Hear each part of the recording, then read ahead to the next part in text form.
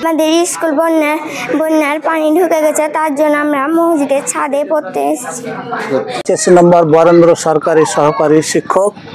আমাদের এই বিদ্যালয়টি প্রাকৃতিক বন্যার কারণে স্কুলের ভিতরে বাইরে সব চতুর্দিকে পানি থই থই করছে এবং এখানে এই বিদ্যালয়ে মোটামুটি 300 জন ছাত্রছাত্রী পড়াশোনা করছে।